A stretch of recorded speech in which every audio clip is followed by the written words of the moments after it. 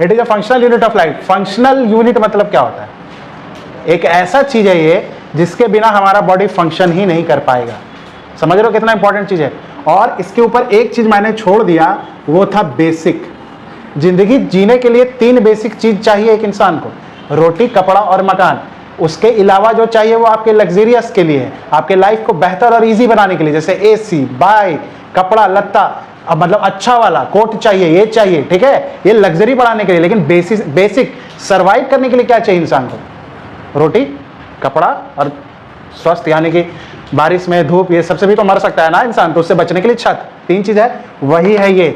इसके बिना शरीर चलेगा ही नहीं, इसीलिए इसको कहा जाता है basic functional unit of life. ठीक है, हमारे इस पूरे हाथ में मिलियन सेल्स हैं। अब यहां भी सेल्स है, यहां भी सेल्स है, यहां भी सेल्स है, क्लियर है?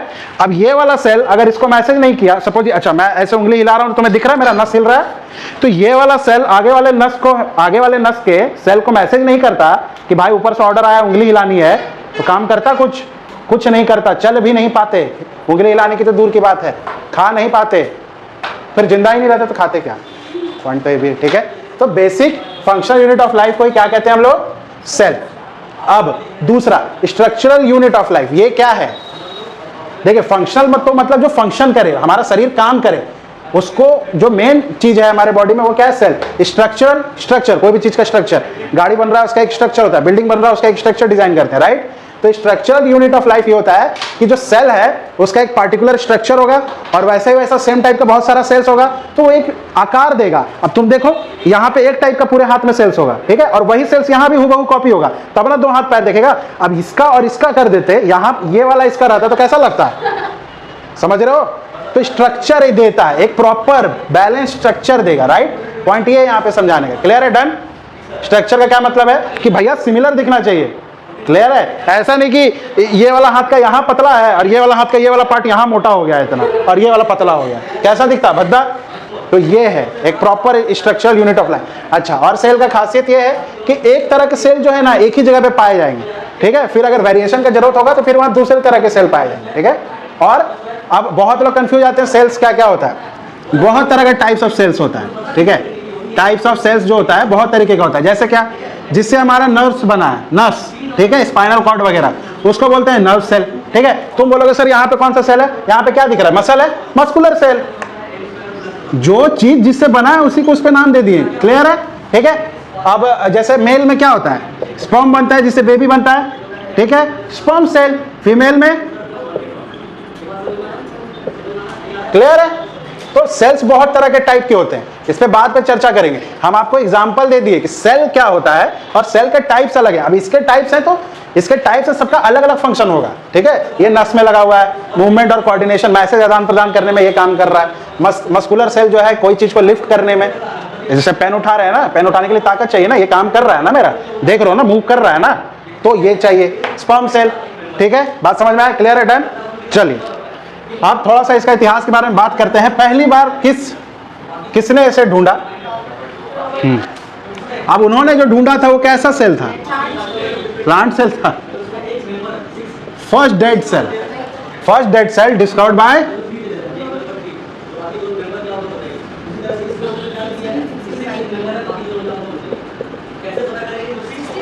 ठीक है, डेट का इधर उधर हो सकता है, ठीक है, लेकिन हम तो यही पता है, ठीक है, रॉबर्ट हुक, ठीक है। इन्होंने कैसा सेल ढूंढा था? Dead cell. अब इससे क्या मतलब समझते हो? कोई इंसान मर गया था, उसी का निकाल के माइक्रोस्कोप में चेक किया तो डेड सेल वो सेल नहीं, नॉन लिविंग थिंग्स का सेल। किसका? Non living things. और लिविंग थिंग्स मतलब जो हम लोग जीवित हैं, या जानवर या फिर इंसेक्ट जो चल सकता है उसको लिविंग थिंग बोलते हैं। नॉन लिविंग थिंग, ठीक है, ये फोन, ट्राइपॉड, चेयर, ठीक है। तो इन्होंने जो किया था डेड सेल, यहां पे मैं लिख देता हूं ताकि समझ में आए। हर एक चीज का मतलब पता होना चाहिए, मतलब पता हो के पढ़ोगे तो इजी होगा समझने में। नॉन लिविंग थिंग्स का। अच्छा, अब इन्होंने खोया था तो किसका खोया था? कॉर्क से खेलते हो ना, कॉर्क खेलते हो ना बैडमिंटन, वही वाला सेल डिस्कवर किया था, ठीक है। चलिए तो अब बात करते हैं फर्स्ट।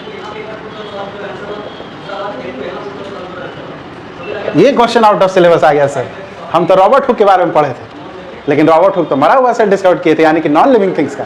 तो लिविंग का कौन किए थे सर?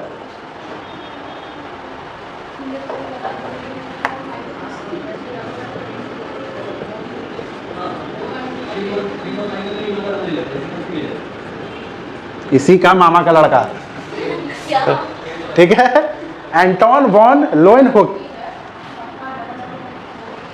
मामा का लड़का है, टाइटल सेम है, समझो, हुक तो है ना भाई दोनों में, ठीक है, बस एक में एंटोन वॉन है। जैसे जो क्रिकेट देखता है तो एक प्लेयर है ना फेमस, एबी डिविलियर्स, तुम लोग ऐसे रट लो, एबी लोएनहुक। अगर हम सिर्फ आपको बात करें पूरा का पूरा ह्यूमन बॉडी के बारे में, किसके बारे में भाई, ह्यूमन है तो अपने बारे में तो पता रहना चाहिए ना, हम थोड़ी तुमको ऑस्ट्रिच, कोयल, कौवा ये सब का पढ़ा रहे हैं, अपने बारे में तो पता रहना चाहिए, अपने बॉडी के बारे में पता रहना चाहिए।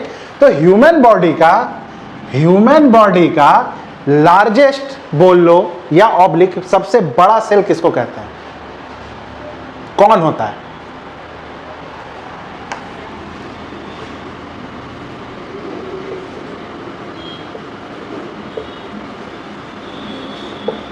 ठीक है, ओवम यानी कि female egg is the largest cell of human body, clear है। स्मॉलेस्ट सेल, स्पर्म का ही दूसरा नाम गैमेट है। अब पूछोगे ये क्या होता है सर दूसरा नाम? जैसे तुम्हारा घर का नाम टिंकू, बाहर का नाम राकेश, टिंकू ऑब्लिक राकेश, क्लियर है, ठीक है। चलो, smallest cell in human body. अब ह्यूमन में मेल और फीमेल दोनों आते हैं, ये मत पूछना कि मेल का एग्जांपल क्या ले रहे हैं और फीमेल का एग्जांपल क्या ले रहे हैं, मेल आता है ना ह्यूमन बॉडी में, इसीलिए स्मॉलेस्ट सेल स्पर्म और गैमेट, और लार्जेस्ट सेल या बिगेस्ट सेल फीमेल एग या ओवम, ठीक है। अब बात रही सबसे लॉन्गेस्ट सेल की, यस राइट।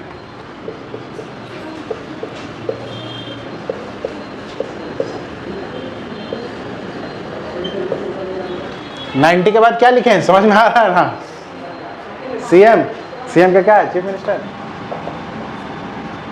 क्या होता है ये? अरे जिसमें भी जान हो ना, हाँ, उसको ऑर्गेनिज्म कहते हैं। जिसमें भी जान हो, जो घूम सकता हो, चल सकता हो, अपने बॉडी के लिए खाना इकट्ठा कर सकता हो, उसे जरूरत हो खाने की, हम भी ऑर्गेनिज्म है। और एक छोटा सा वो कोई भी कीटाणु जो माइक्रोस्कोप से में देखा जा रहा है, जो नंगे आंखों से नहीं दिख रहा है, वो भी क्या है? ऑर्गेनिज्म है। बस ये है कि हम मैक्रो हैं, हम दिख जा रहे हैं, हम बड़े हैं तो मैक्रो हैं, और जो छोटे वाले हैं वो माइक्रो हैं। Micro organism and macro organism.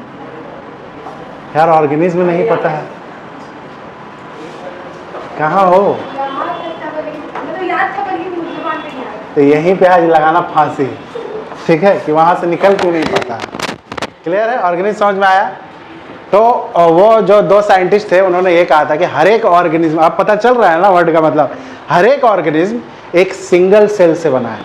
यानी कि सबसे पहले जब उसका शुरुआत हुआ होगा तो वो एक सिंगल सेल था, फिर बहुत सारा सेल जुड़ा, तब उसका बॉडी बना, ठीक है। यानी कि उसका पूरा बॉडी एक ही सेल से जुड़ा हुआ है और बना, ये उन्होंने कहा था। अब देखो क्या होता है, ये चीज कभी मत भूलना जो अभी लिखा रहे हैं। सेल तो समझ में आ गया क्या है सेल? जब बहुत सारा सेल, मान लो सेल इस तरीके का, ठीक है, जब बहुत सारा सेल इकट्ठा होके एक साथ रहने लगता है, ठीक है, तो ये बन जाता है टिश्यू। क्या बन जाता है? टिश्यू। क्लियर है? अब यही टिश्यू जब और बड़ा हो जाता है तो क्या बनाता है? ऑर्गन। और जब ऑर्गन बन जाता है तो हर एक ऑर्गन का काम होता है, जैसे हार्ट का अलग काम होता है, लंग्स का अलग काम होता है, ठीक है, वो बन जाता है ऑर्गन सिस्टम।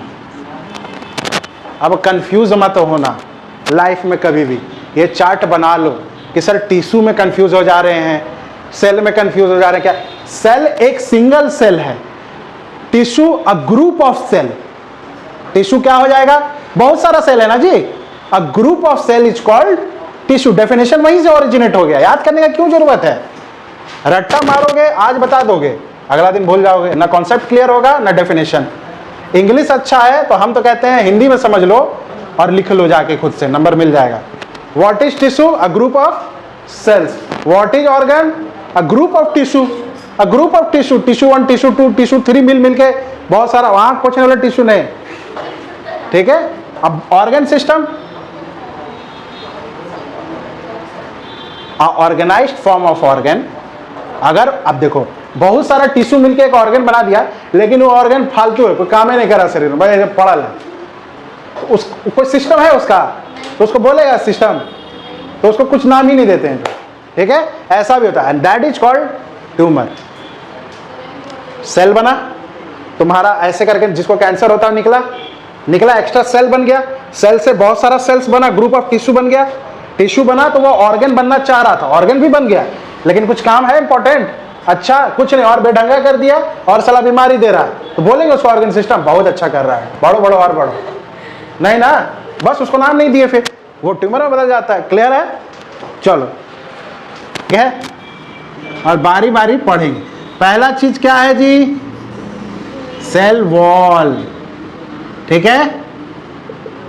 चलिए इसके बारे में पार्ट बाय पार्ट यहीं पढ़ लेते हैं और यहीं खत्म करते हैं। हम उतना लंबा डेफिनेशन लिखाने में बिलीव नहीं करते हैं, ये लिखे इसका काम यहीं खत्म हो जाना चाहिए। सेंटेंस में तो बहुत बड़ा बड़ा लिखा देंगे, लेकिन याद करेगा नहीं, क्या फायदा। सेल वॉल, पहला बात तो ये जो बाहर का परत है यही क्या है, सेल वॉल, ठीक है। अब जो सेल वॉल है इसका फंक्शन क्या रहता है, कोई भी सेल का वॉल होता है। अब अपना घर में तुम खुद सोचो बाउंड्री क्यों लगाते हो,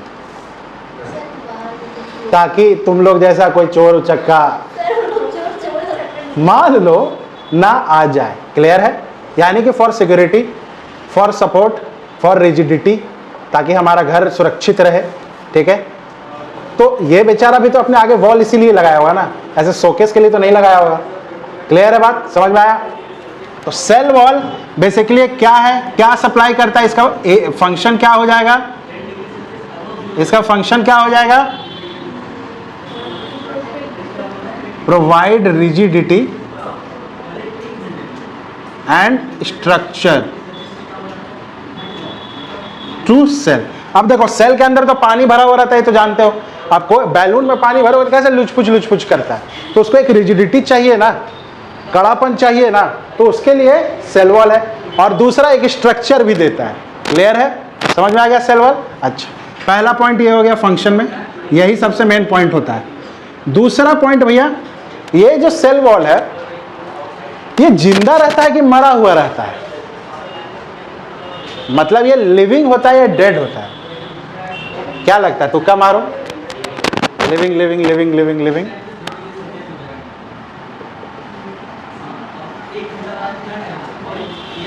ठीक है, ठीक है। कहां पढ़े हो लिविंग रहता है, वो जो पढ़े हो ना वो सेल मेम्ब्रेन होगा, नॉट सेल वॉल। क्लियर है? ये क्या रहता है, डेड रहता है, ठीक है। अब तीसरा पॉइंट, ये किससे बना है, ये भी तो कुछ चीज से बना हुआ होगा ना भाई, तो ये बना है। अब देखो लिखाने का हम लिख सकते थे it is made up of cellulose, ठीक है। हम क्या लिख दिए इसको शॉर्ट में, हमको याद क्या करना है, मेड अप ऑफ सेल्यूलोज। अब ये सेल्यूलोज क्या होता है सर, इसको हम इसी में लिख दिए, एक कार्बोहाइड्रेट होता है जो तुम राइस और व्हीट से लेते हो, बेसिकली बोले तो शुगर, ठीक है। और ये पचाना बहुत मुश्किल होता है। शुगर का 3 टाइप होता है, मोनो, डाई और पॉली। ये पॉली है, पॉली शुगर जो होता है वो जल्दी पानी में घुलता नहीं है, पहला बात, इसको पचाना बहुत मुश्किल है। इसीलिए 10th क्लास में जब जाओगे तो एक सवाल बहुत इंपॉर्टेंट बनता है कि जो जानवर घास फूस हरा चीज खाता है उसका इंटेस्टाइन ज्यादा बड़ा होता है कि जंगली जानवर जो मांस खाता है उसका। क्यों? क्योंकि वो ये इसको पचाने में बहुत ज्यादा समय लगता है। और तुम खुद देखे होगे कि गाय लोग बैठ के करता है ना, क्योंकि नहीं पचा पाता है जल्दी, तो उसको बहुत ज्यादा मेहनत करना पड़ता है चबाने में। वो लोग ऐसे शौकिया नहीं चबाता है सौंफ की तरह, ये सौंफ फाँक लिए हैं, ठीक है। हर चीज के पीछे एक लॉजिक है, एक साइंस है, एक रीजन है, जो कि समझना पड़ता है। क्या हुआ? Cell wall it is considered as dead, ठीक है। अब इट इज कंसिडर्ड एज, इतना वर्ड जुड़ गया। उसके बाद cell wall is made up of cellulose which is also a polysaccharide carbohydrate which is insoluble in water. ठीक है, इतना पॉइंट बढ़ा दिए।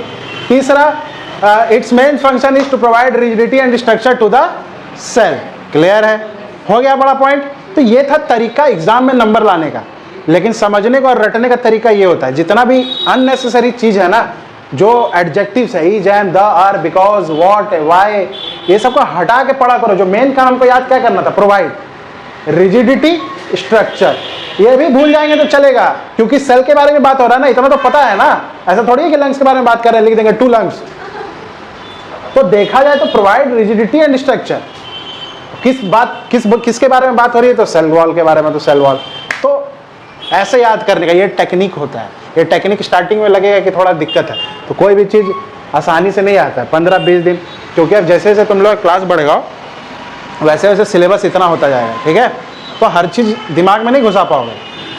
तब फिर अब इस वाले पार्ट की बात कर रहे हैं, पहला दूसरा, इसका अंदर वाला जो बाउंड्री है। क्लियर है, ये बाउंड्री क्या है जी,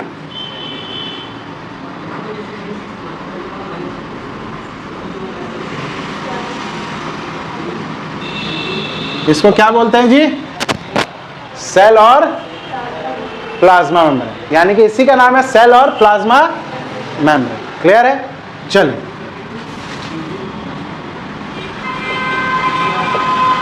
सबसे पहला पॉइंट इसका फंक्शन, क्या फंक्शन है,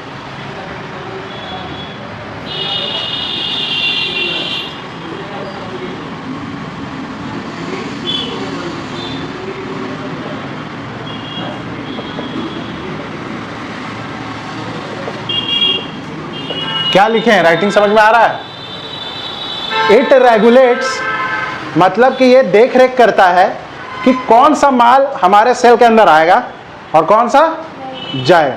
जैसे समझ लो ये बाउंड्री था और ये घर था, अब मेरे घर में कौन आएगा और मेरे घर से कौन जाएगा ये डिसाइड करेगा, ये जगह देगा आने जाने का। क्लियर है, तो it regulates molecule in and out of cell, मतलब इन मतलब अंदर आने के लिए भी और आउट मतलब बाहर जाने के लिए। क्लियर है, चलो अब भैया ये लिविंग है कि डेड है,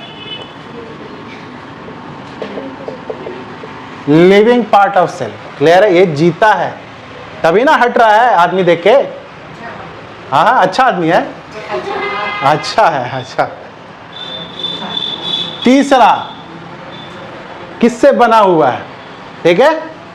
तो हम अगर आपको बोले हार्ड टर्म में जो हमको नंबर लाना होगा, तो फॉस्फोलिपिड मॉलिक्यूल से बना हुआ है, और अगर शॉर्ट में बात करें तो लिपिड मॉलिक्यूल्स यानी कि फैट मॉलिक्यूल्स से बना हुआ है, मोटा है। ठीक है, समझ में आया। इसको क्या बोलते हैं,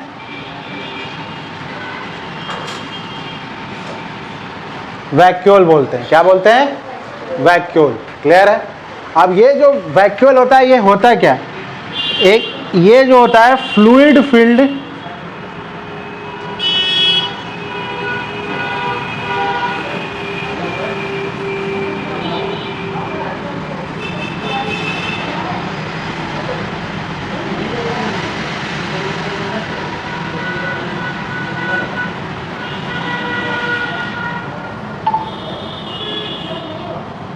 क्या,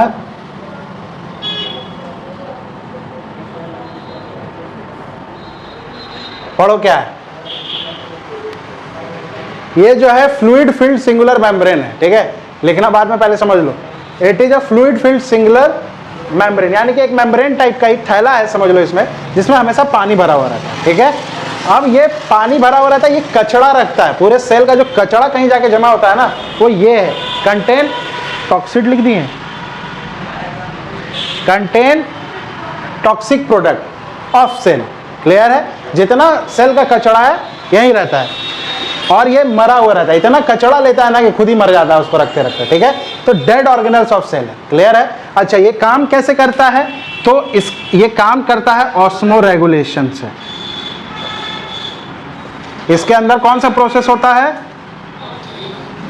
अब ये क्या होता है, वो वाला पढ़े थे कि यहाँ से एक जाली लगा देते हैं, यहाँ से पानी पास करते हैं, इस जाली में छेद रहता है, हाँ ऑस्मोसिस पढ़े हो ना, 8 9 में,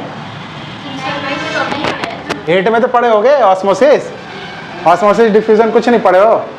देख लो, मान लो कि ऑस्मोसिस क्या होता है, इधर समझा रहे हैं। देखो, मान लो इधर एक जो है कार्डबोर्ड लगाए, क्या लगाए, कार्डबोर्ड लगाए, और इसमें पानी रखे थे। इस तरफ कचरा वाला पानी है और इस तरफ फ्रेश पानी है, ठीक है।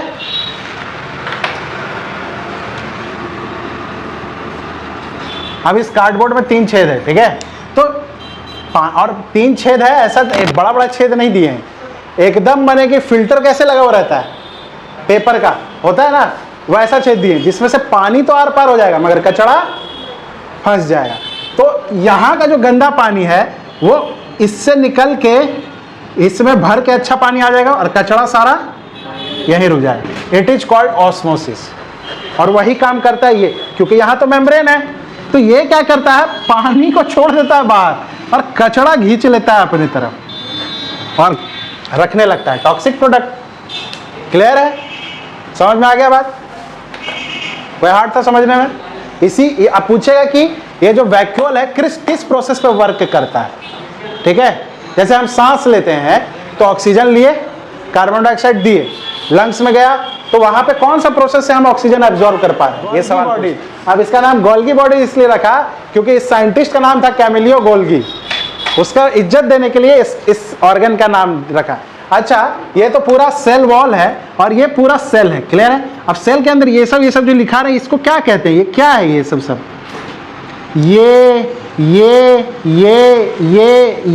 ये सब क्या है, बोलो। Part of cell, it is a organ of cells. हमारा पूरा बॉडी है, बॉडी के अंदर हार्ट है, लंग्स है, स्टमक है, दिमाग है, तो it is called as organ of our body. It is called, इन लोगों को क्या बोल, इन सबको क्या बोला जाएगा जिस पर टिक वाला किए हैं,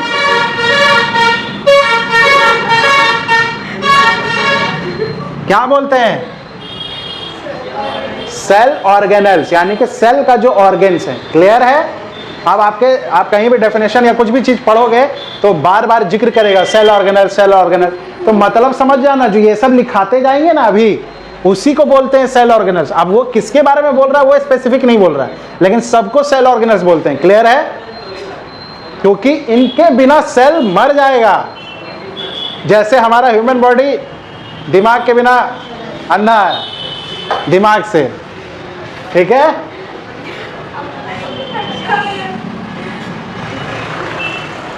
चलिए अब बात कर रहे हैं गोल्गी बॉडी डिक्टियोसोम्स, ठीक है। इसको कौन से साइंटिस्ट ने किया था, मैं आगे में नाम ही लिख दे रहा हूं, कैमिलियो गोल्गी, ठीक है। इसका फंक्शन भाई storing, packing and processing of materials. देखो भाई, इसको समझो कि एक मॉल है, मॉल में पहले माल आया, उसको स्टोर करके रखे, उसके बाद उसको पैक किए बढ़िया से, उसके बाद जहां भेजना था होलसेल के रेट में दे दिए दुकानदारों में, जब बेचो। तो storing, packing and processing of materials. Clear? दूसरा,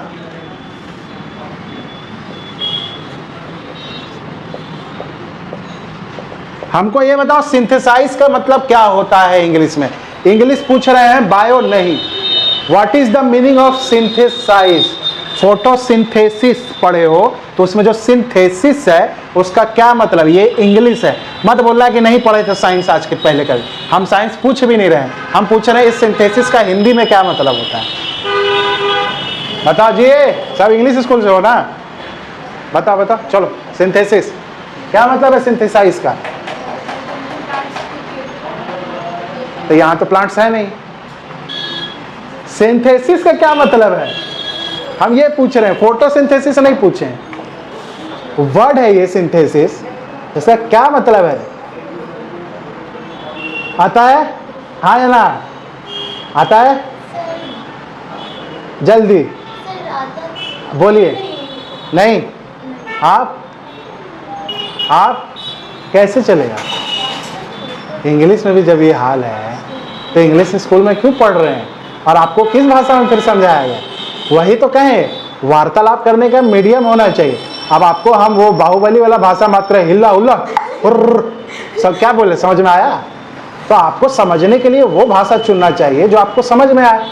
अब इधर आपको इंग्लिश नहीं आ रहा है तो आप कोशिश कीजिए कि उसको हिंदी में समझिए, वरना तो आप रट्टा ही मारिएगा और भूल जाइएगा। और एक एक वर्ड जो नहीं आता है वो 1-2 महीना 3 महीना का टेंशन देगा। जो वर्ड नया मिल रहा है उसको लिख लीजिए, 3 महीना लिखना पड़ेगा ढूंढ ढूंढ के गूगल पे, कष्ट होगा, लेकिन एक बार हो गया वही सब वर्ड जो है 12 तक रिपीट मारेगा, ठीक है? फिर तो देखना ही नहीं होगा। और वो काम आपको अभी तक कर लेना चाहिए था, जो कि आप लोग से हुआ नहीं। सिंथेसाइज का मतलब होता है बनाना, इंग्लिश वाला नहीं, हिंदी वाला। बनाना, खाना बनाते हैं ना, तो बनाना। तो अब इसका क्या मतलब हुआ बताओ पूरा इसका फंक्शन का? हाँ, क्या हुआ? प्रोटीन पूरे सेल में कहाँ बन रहा है? समझ में आया? अब सिंथेसिस प्रोटीन खाली बस रट लेते, कुछ तो भी होगा प्रोटीन से। अरे प्रोटीन बना रहा है, तो ये एक एक चीज मैटर कर जाता है कॉन्सेप्ट समझने में। और आप लोग बचपन से इंग्लिश स्कूल में पढ़ रहे हैं, ऐसा तो नहीं है कि सरकारी से डायरेक्ट इधर जंप मार दिए हैं। तो आप लोग से तो ये सब उम्मीद रखना चाहिए। अब मेरे जगह कोई और टीचर रहता तो अभी तक तो इतना लिखा के चल दिया होता है, इतना 5 मिनट का डिस्कशन नहीं कर रहे होते हम। चलिए, क्लियर है? अच्छा, ये सब हो गया। उसके बाद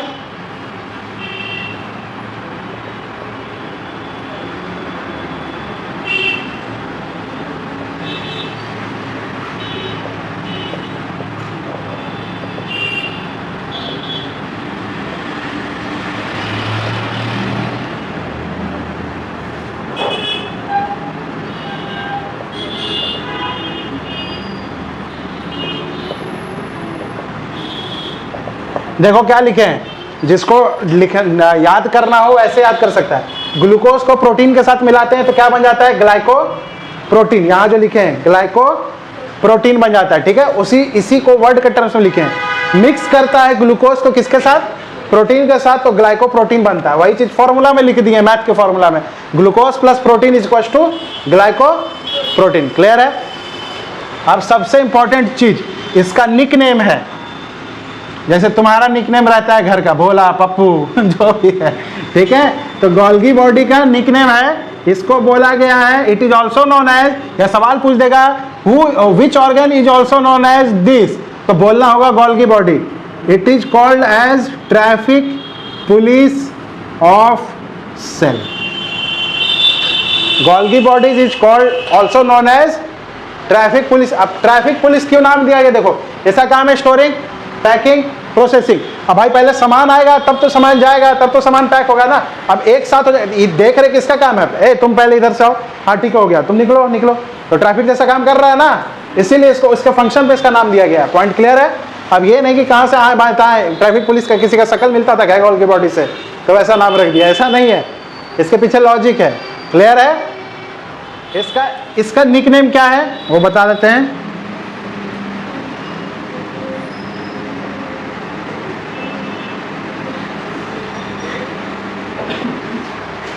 इसका निकनेम में ही इसका फंक्शन छुपा हुआ है, समझ गए होंगे।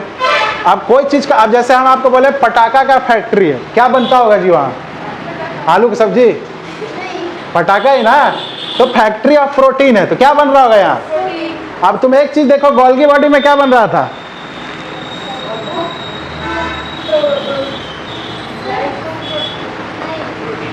सिंथेसाइज प्रोटीन, तो 2 जगह प्रोटीन बन रहा है, लेकिन मेन कौन हुआ?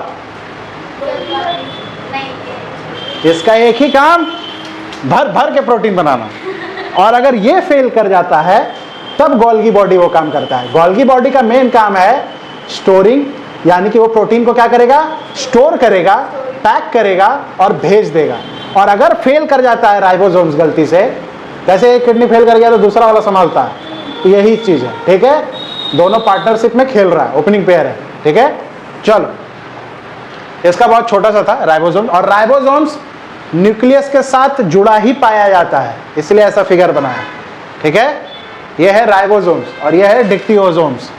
अभी लाइसोसोम्स भी आएगा। और सबसे लास्ट पढ़ाएंगे पूरे सेल का दिमाग, सबसे मेन चीज है वो है न्यूक्लियस, और वो बहुत थोड़ा डीप टॉपिक है, इसीलिए उसके लिए हमको ये फिगर मिटाना होगा, तो उसको हम लास्ट में बताने वाले हैं। उसको अभी वहाँ तक बहुत टाइम है पहुँचने में। चलो, एक चीज़ तो हम बनाए नहीं हैं,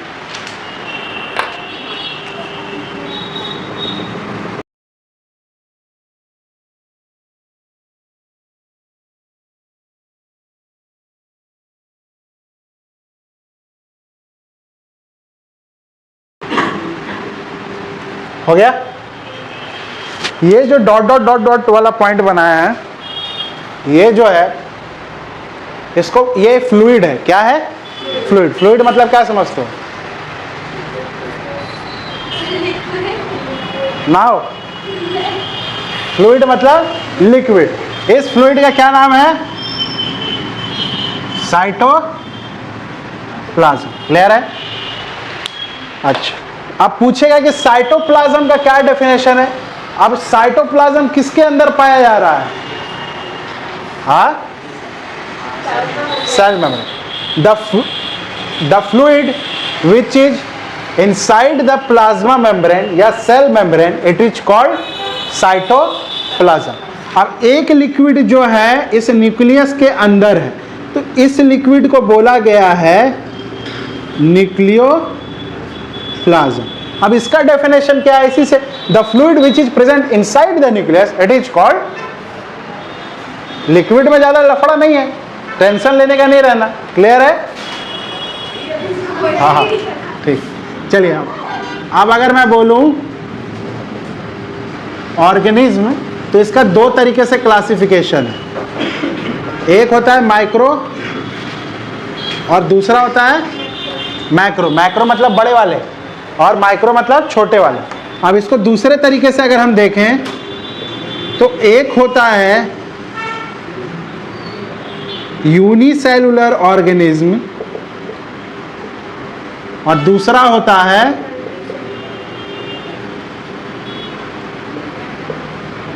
ऑर्गेनिज्म। क्या मतलब है जी इसका? देखिए, यूनि का मतलब होता है एक, सेल का मतलब होता है सेल, ऑर्गेनिज्म का मतलब पता है। मल्टी का मतलब होता है बहुत सारा, सेल का मतलब होता है सेल, ऑर्गेनिज्म का मतलब होता है ऑर्गेनिज्म।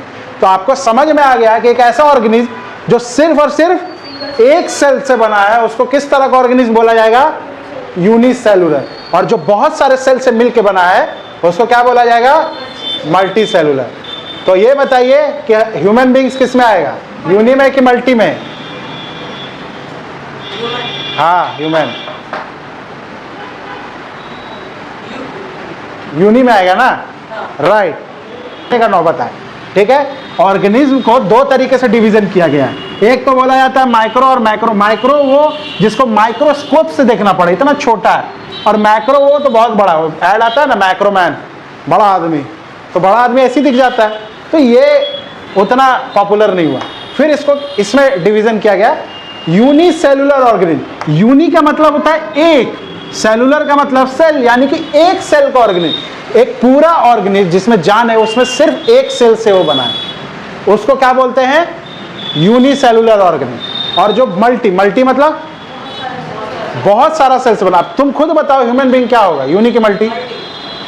अब आप बता पाए ना एक बार में? पहले यूनि बोला था क्योंकि तुम ध्यान नहीं दिया। तो वही बात है कि कॉन्सेप्ट एक बार समझ में आ जाएगा ना, तो रटने का, इसका एग्जांपल पूछ देगा तो तुमको रटने का जरूरत नहीं पड़ेगा, खुद बुद्धि लगा देगा कि सर बोले तो मल्टी मतलब बहुत सारा, यूनि का मतलब होता है एक। जैसे बहुत सारा प्रोडक्ट में लिखा रहता है ना यूनिसेक्स। यूनिसेक्स मतलब या आइदर वो परफ्यूम मेल के लिए होगा या फीमेल के लिए होगा, मल्टी नहीं हो सकता है, ठीक है। ये मेंशन, तो ये इंग्लिश है, ये टर्म नहीं है। यूनि का मतलब होता है एक, ठीक है, समझ में आ गया। अब यूनिसेलुलर ऑर्गेनिज्म में अगर आपको हम एग्जांपल बोलने तो क्या हो जाएगा भैया? छोटे छोटे फंगी भी आ सकता है जो एक सेल से बना हो। क्लियर है? अब बड़े बड़े में तो भैया सिंपल सा बात है, जो दो हमको बहुत ज्यादा धरती पे दिखता है उसका नाम लिख दो, प्लांट और एनिमल। क्लियर है? अब हम लोग किस में आते हैं? एनिमल्स में, प्लांट्स में। ऐसे पत्ती लहराता है क्या रात में? क्या रहा? प्लांट्स में। हम लोग एनिमल में आते हैं, ठीक है।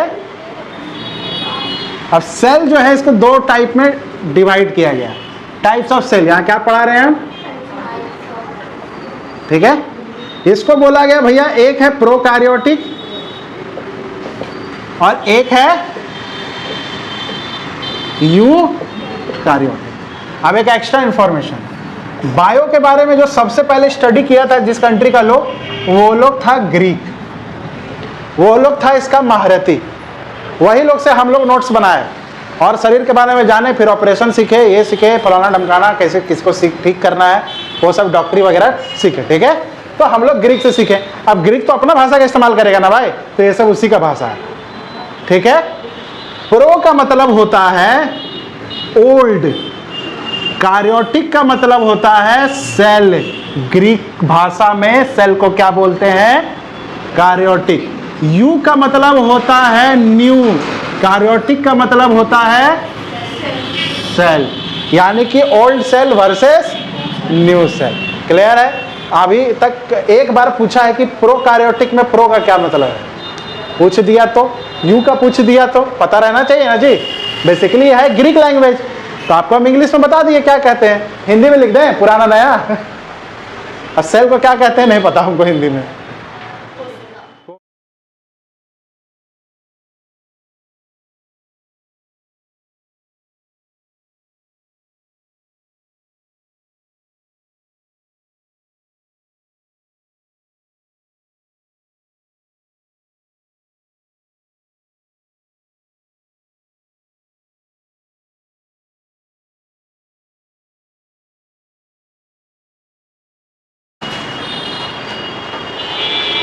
कभी कभी ये 5 नंबर का सवाल पूछ देता है तो 5 पॉइंट। ठीक है, अब बहुत इजी है। प्रोकार्योटिक में स्मॉलर साइज का होता है, उसका सेल का साइज क्या होता है? स्मॉल होता है, उसमें बिगर, देखो इधर का रट लो, उधर का उल्टा लिख देना, स्मॉल तो बिग।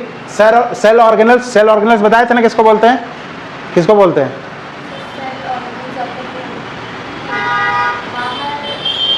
देखा, किसको बोलते हैं? क्या क्या है एग्जाम्पल दो ना एक आध। हाँ, जितना ऑर्गेन्स है उसको सेल, और तो इसमें एब्सेंट रहते हैं, उसमें प्रेजेंट रहते हैं। ये यूनिसेलुलर होते हैं, तभी तो स्मॉल साइज के होंगे, एक ही सेल के रहते हैं, वो मल्टीसेलुलर होते हैं।